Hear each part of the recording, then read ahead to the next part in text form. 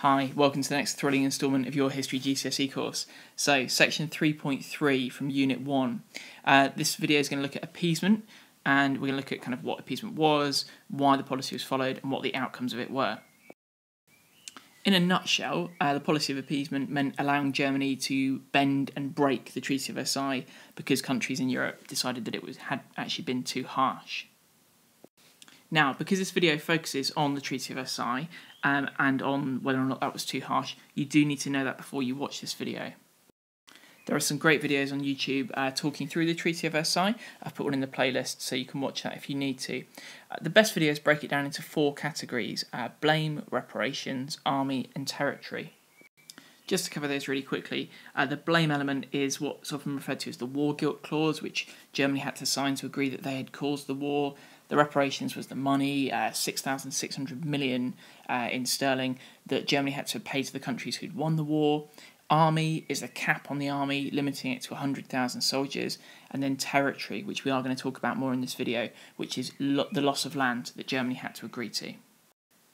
So, the Treaty of Versailles, so called because it was signed in the Palace of Versailles in the Hall of Mirrors, as we can see here. This is the document here. If we zoom in on this, we can see the front page of it, put a nice red line through it.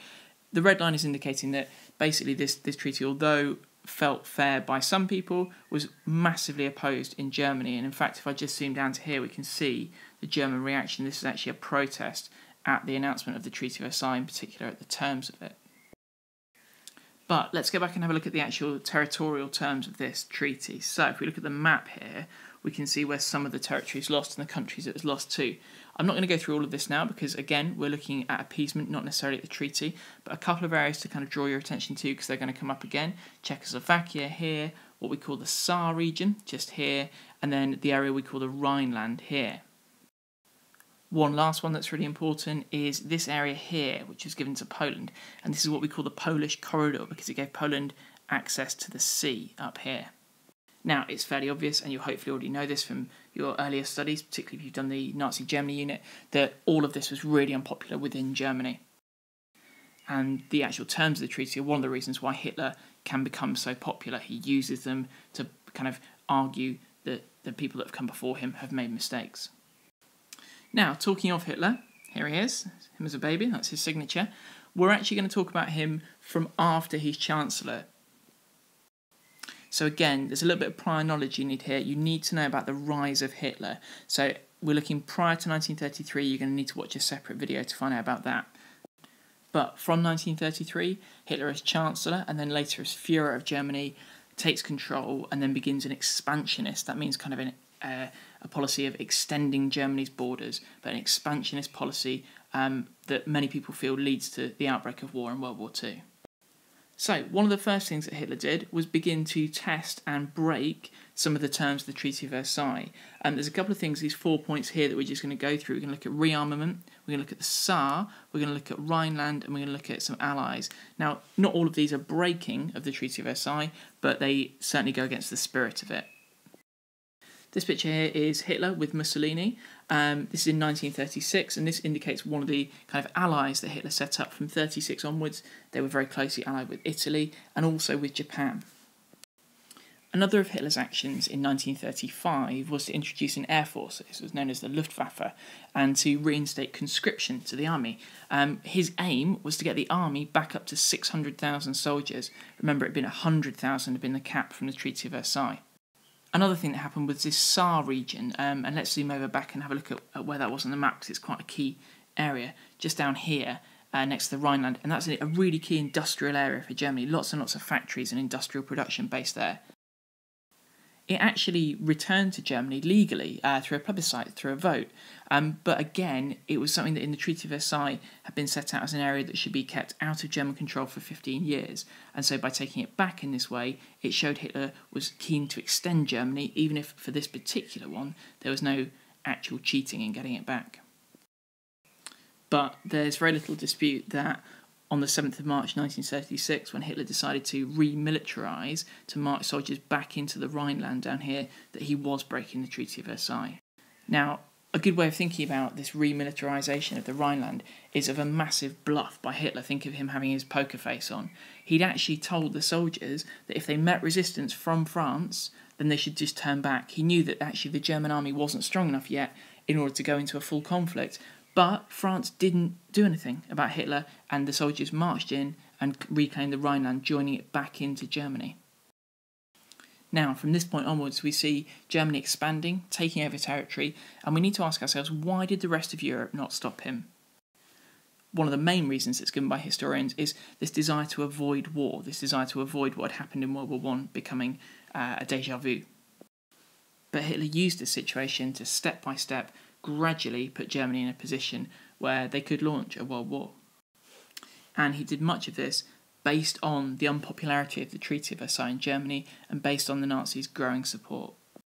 The next major expansion was something called the Anschluss, which had been explicitly forbidden by the Treaty of Versailles, and this was the joining of Austria and Germany. One of the reasons why this was forbidden is because they'd obviously fought alongside each other in World War I. Now, the Chancellor of Austria, Chancellor Schuschnigg, here, went some way to incorporating Nazis in his government. He appointed Nazis to roles in government. And he thought that this might kind of stop the problem with Hitler attempting to join the two countries together. In actual fact, those Nazis just made the case for them joining together even stronger. They used their role within government to try and make that union happen. One person in particular was Seyss-Inquart, who we can see here next to Hitler. Now, Seyss-Inquart actually became Chancellor of Austria once Hitler had forced Chancellor Schuschnigg to resign by threatening to invade. Seyss-Inquart was much more friendly towards Hitler. Actually, as a kind of interesting aside here, Seyss-Inquart, once World War II finishes, is actually one of the Nazis who's executed in Nuremberg. But as soon as he becomes Chancellor, Germany, you could say invaded, you could say went into Austria. Now, the reason I say you could say is because when we looked at the reception that they got, in many places it was incredibly positive. Crowds on the street here, waving swastikas, they were welcomed. And let's not forget at this point, of course, that Hitler was actually born in Austria. Now, Hitler actually held a plebiscite, he held a vote to see whether or not he actually had the support in Austria. But when we look at the actual ballot paper here, we can see that it wasn't perhaps held in the fairest of circumstances. For example, you can see here, this is the box to say, yes, you would like Austria and Germany to be united under Adolf Hitler. This is the box to say, no. They're not even the same size. This one's in the bottom of the paper in the corner. So you can see how Hitler was trying to encourage people. And it was successful. 99.75% of people who voted yes to joining those two countries together. And that key term of the Treaty of Versailles, that those two countries were not allowed to unite because of the threat they posed to the rest of Europe, was broken. Now, you might expect that Britain and France, as part of the League of Nations, might have had a reaction to this, might have done something to try and stop it. In actual fact, they did nothing.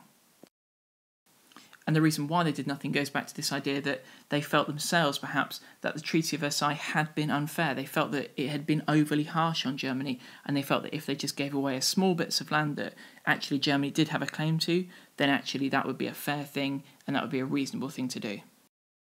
In actual fact, it emboldened Hitler, and it meant that he kept on going for other countries. The next place that he focused his attention was Czechoslovakia, the Czech flag over here.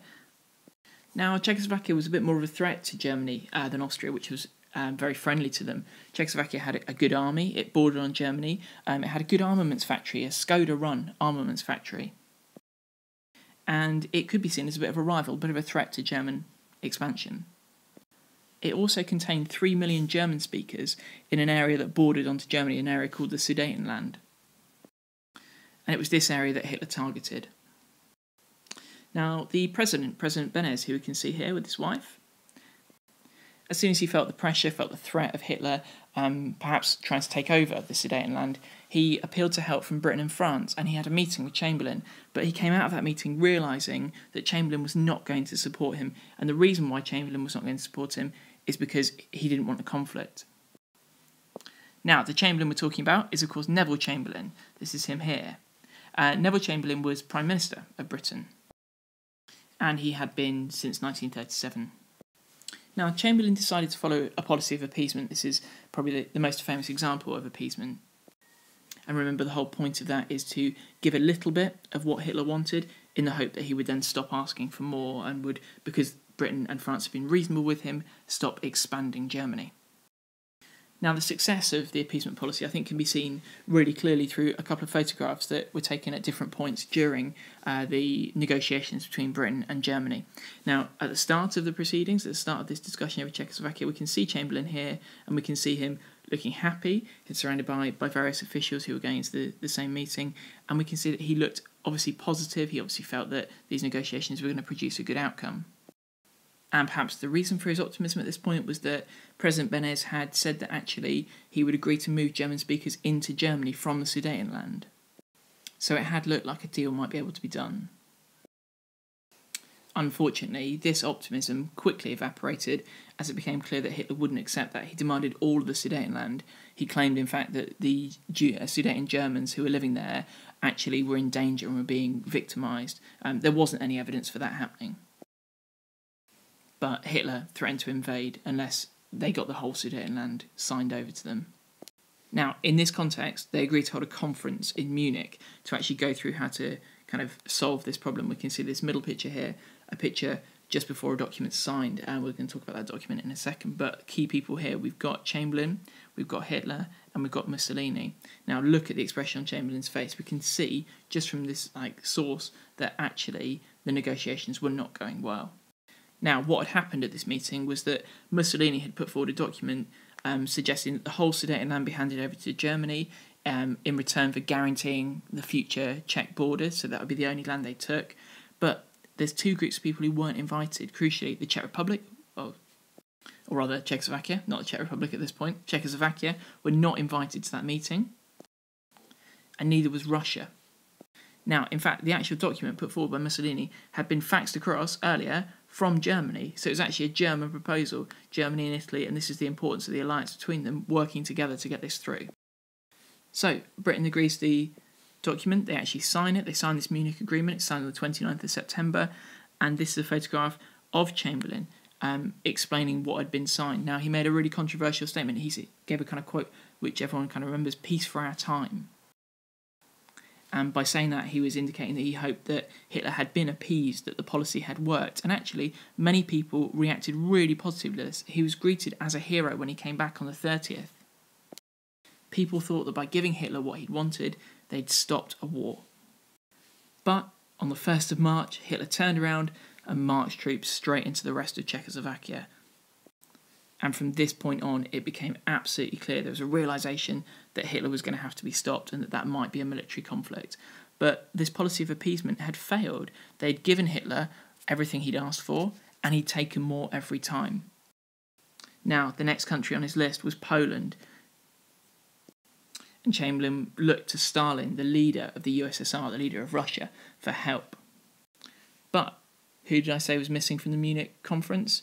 Stalin and the USSR and Russia. So actually, Stalin didn't trust the British and the French, and he didn't want to work with them. And in fact, did something really controversial, did the exact opposite, and agreed to work with Germany.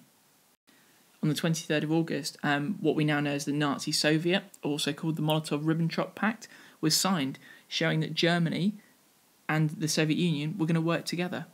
Now, this was incredibly surprising. The two countries were clear enemies, and they didn't have an obvious reason to work together. In fact, they ended up later in World War II actually fighting against each other. So why did they agree this? Well, there's a couple of things that might have been the reason why they did it. On the Soviet Union side, it might have been to delay the inevitable attack from Germany and give them time to rebuild their army. On the German side, it might have been an opportunity to start a war against France and against the countries in Western Europe, and therefore buy time until they knew they had to attack the Soviet Union, so they wouldn't be fighting a war on two different fronts. We also found out at the end of World War II there was a secret protocol agreement as part of this pact, which actually had divided up loads of different countries into spheres of influence for the two countries. They kind of dished out their prizes. Countries like Romania, Poland, Lithuania, Latvia, Estonia and Finland were all agreed to be distributed between the two of them. So that could have been another motivation for that. But with this security of knowing they weren't going to be attacked by the Soviet Union, Germany invaded Poland on the 1st of September, and on the 3rd of September, war was declared. The point where World War II became inevitable was when Britain and France had promised to defend Poland if it was attacked next. That happened after it was clear from the Czech Republic, from Czechoslovakia. Keep on trying to call it the Czech Republic. It's not. It was clear from when Czechoslovakia was invaded by Hitler following that Munich conference and the agreement. So, longer video this time, but quite a lot to the policy of appeasement. But broadly speaking, remember, it's this idea that they could give some concessions to Hitler, some concessions to Nazi Germany that would prevent another war from breaking out.